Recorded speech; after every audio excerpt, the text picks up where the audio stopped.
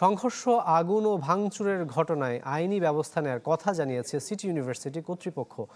বিশ্ববিদ্যালয়টির ভিসি জানান যে হামলার সময় ১৩ জনকে আটক করেছে শিক্ষার্থীরা। ড্যাফোডিলের ভিসি আসলে তাদের হস্তান্তর করা হবে। এ ঘটনায় ৫০ থেকে ১০০ কোটি টাকার ক্ষতি হয়েছে বলে দাবি করেছেন তিনি। এদিকে এ ঘটনায় দুঃখ প্রকাশ করেছে ড্যাফোডিল ইউনিভার্সিটির ডিন বিমল চন্দ্র দাস। বলেন যে ক্ষতিপূরণ দেওয়ার পাশাপাশি জড়িতদের বিরুদ্ধে তদন্ত করে ব্যবস্থা নেওয়া হবে। এছাড়া শিক্ষার্থীরা অস্ত্র পেল কিভাবে তাও খতিয়ে দেখা হবে। গতকাল রাতে থুতু ফেলার মতো তুচ্ছ ঘটনাকে কেন্দ্র করে সাভারের ড্যাফোডিল ইন্টারন্যাশনাল ইউনিভার্সিটি ও সিটি ইউনিভার্সিটির শিক্ষার্থীদের মধ্যে ব্যাপক সংঘর্ষ হয়। এ ঘটনায় আহত হয়েছেন প্রায় ২ শতাধিক শিক্ষার্থী। ৫০ থেকে ১০০ কোটি টাকার মধ্যে ক্ষতি হবে, কারণ আমাদের সবচেয়ে বড় ক্ষতি যেটা হয়েছে, আমাদের অফিসিয়াল ডকুমেন্টগুলো নষ্ট হয়ে গেছে, সেগুলো আমরা রিকভারি করব কিভাবে। আর সবচেয়ে বড় জিনিস কি, আমাদের যে এখানে যে অ্যাকাউন্ট ব্রাঞ্চ ছিল, আমরা তো যেহেতু ফার্স্ট সিকিউরিটি ব্যাংকে আগে টাকা রাখতাম, বর্তমানে আমরা আমাদের অ্যাকাউন্ট ব্রাঞ্চে টাকা জমা রাখি, ওখানে একটা হিউজ অ্যামাউন্টের টাকা নিয়ে গেছে। এটা যারাই ঘটিয়েছে তাদের শাস্তিযোগ্য, তারা শাস্তির দাবিদার, তাদের শাস্তি হওয়া উচিত। শিয়া বাটার ও ভিটামিন ই সমৃদ্ধ লিলি বিউটি সোপ, তারুণ্যময় উজ্জ্বল ত্বকের জন্য। রিমার্ক। দর্শক, এ বিষয়ে বিস্তারিত জানাতে এই মুহূর্তে সিটি ইউনিভার্সিটি এবং ড্যাফোডিল ইউনিভার্সিটি ক্যাম্পাস থেকে সরাসরি যুক্ত হচ্ছেন সহকর্মী সুলতান মাহমুদ আরিফ এবং সজল শাইখ। শুরুতে যেতে চাই আরিফের কাছে। আরিফ, আপনি এর আগের সংবাদটিতে আসলে থমথমে অবস্থার কথা বলছিলেন এবং ড্যাফোডিল ইউনিভার্সিটির একটি প্রতিনিধি দল আসবে সেই কথাটাও জানাচ্ছিলেন। সেই আলোচনা আসলে কত দূর এগুলো বলে আপনি আমাদেরকে জানাবেন?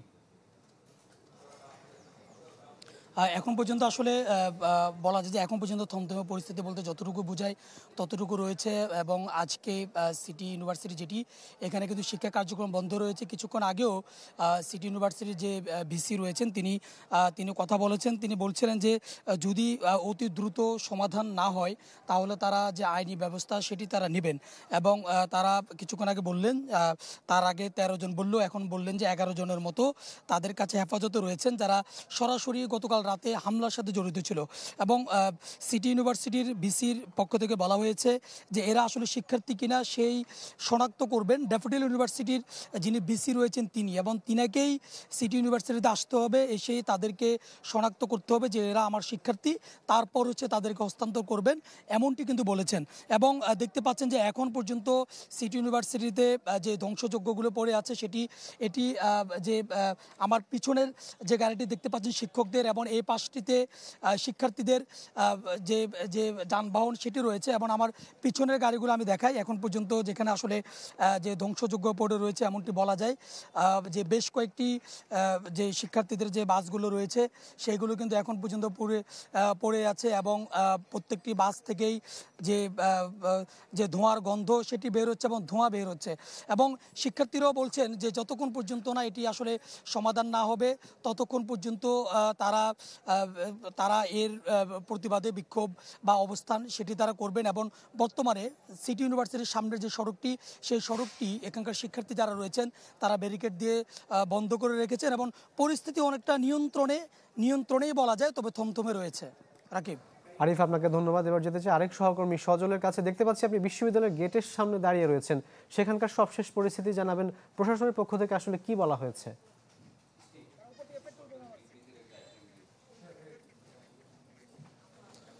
আসলে আমি এই মুহূর্তে কিন্তু ড্যাফোডিল ইউনিভার্সিটির সামনে রয়েছি।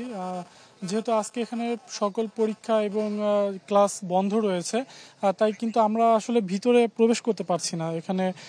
তবে আমরা এখানে শিক্ষার্থীদের সাথে কথা বলেছি। শিক্ষার্থীরা যেটি বলছে যে আসলে গতকালের যে ঘটনা ঘটেছে একটি অনাকাঙ্ক্ষিত ঘটনা, এবং তুচ্ছ ঘটনাকে কেন্দ্র করে আসলে দুইটি প্রাইভেট ইউনিভার্সিটির মধ্যে যে সংঘর্ষ, এবং পরবর্তীতে সেখানে কয়েকটি বাসে আগুন দেওয়া হয়েছে।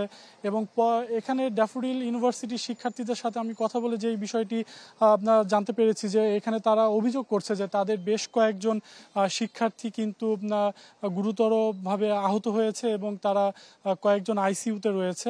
এছাড়া কিন্তু বলা যায় যে দুই ইউনিভার্সিটির প্রায় ১৫০ শতাধিক শিক্ষার্থী কিন্তু সাভারের এবং এর আশেপাশের বিভিন্ন হসপিটালে তারা ভর্তি রয়েছে। বলা যায় যে দুই ইউনিভার্সিটি রাজধানীর এবং আশেপাশে যত প্রাইভেট ইউনিভার্সিটি রয়েছে সকল ইউনিভার্সিটি কিন্তু আজকে বন্ধ রয়েছে।